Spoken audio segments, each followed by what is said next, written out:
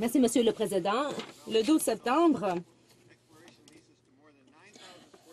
plus de 900 000 hectares dans la mer de Beaufort ont été accordés à une entreprise pour 7,5 millions de dollars et on avait promis même que du travail serait créé. Mais cette entreprise n'a aucune expérience et lorsqu'on a regardé, il n'y avait que 32 000 dollars en banque pour cette entreprise. Il serait surprenant que cette entreprise fasse quelques travaux que ce soit. Mais maintenant, ils sont propriétaires d'une vaste étendue dans la mer de Beaufort.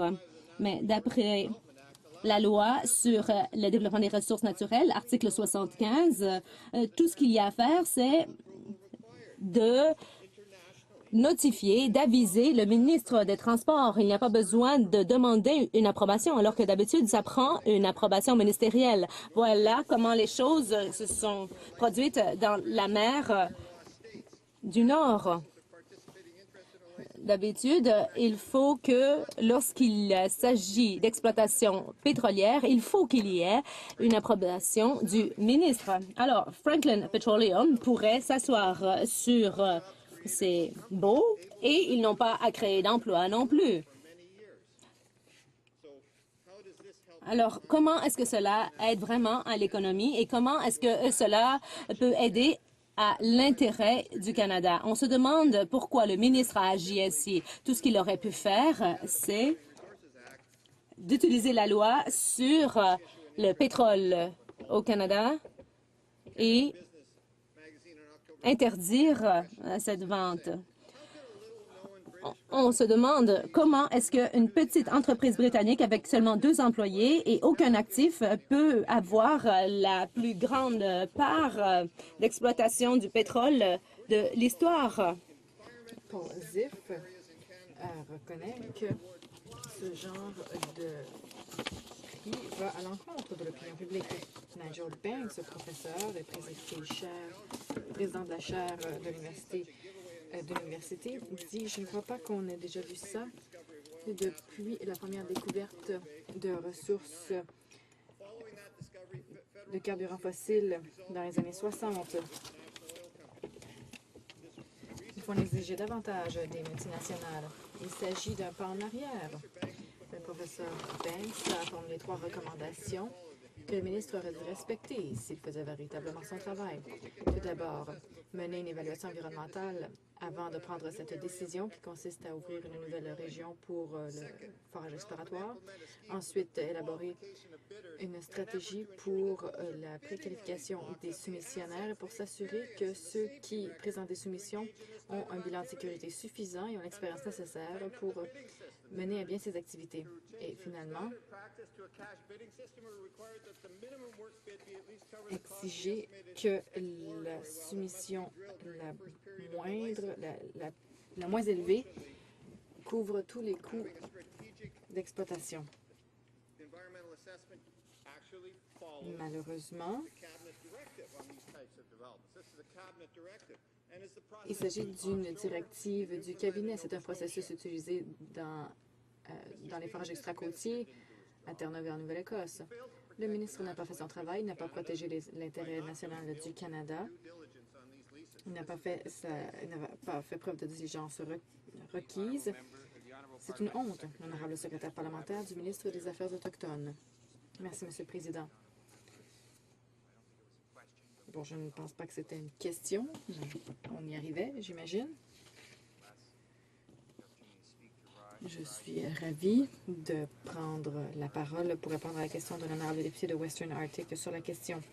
Il devrait savoir que le gouvernement du Canada continue de produire des résultats grâce, par exemple, à des initiatives qui encouragent l'investissement dans les collectivités du Nord. Le processus pour obtenir le droit de faire l'exploration du pétrole et du gaz naturel dans le Nord est un processus qui découle de la loi. C'est un processus ouvert et transparent. Il y a participation de la collectivité, un appel d'offres. Il y a ensuite émission d'un permis. C'est un processus public de A à Z. Les permis sont octroyés en fonction des soumissions. il y a un critère. La soumission la plus élevée le remporte. Le minimum est à 1 million et avant que le permis ne soit octroyé, il faut faire une vérification. Les entreprises doivent donc s'assurer de mettre un dépôt équivalent à 25 de la soumission avant qu'un permis ne soit émis. Les terres ne sont pas vendues.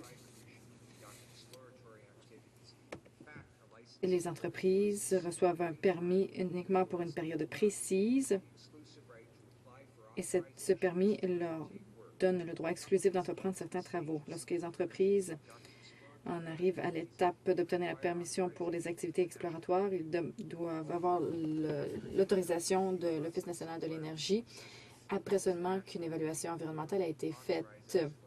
C'est à ce moment-là seulement que l'Office national de l'énergie octroie une licence. La compagnie doit également prouver qu'elle peut assumer ses responsabilités financières dans le cas d'un problème ou d'un accident. Les régions extracôtières stimulent l'économie du Canada, notamment dans le Nord. Nous obtenons des résultats dans le Nord du Canada, Monsieur le Président, qu'il s'agisse d'établir des normes élevées pour les cadres réglementaires, d'accroître le nombre de possibilités pour les gens du Nord ou d'accroître l'accès à l'alimentation.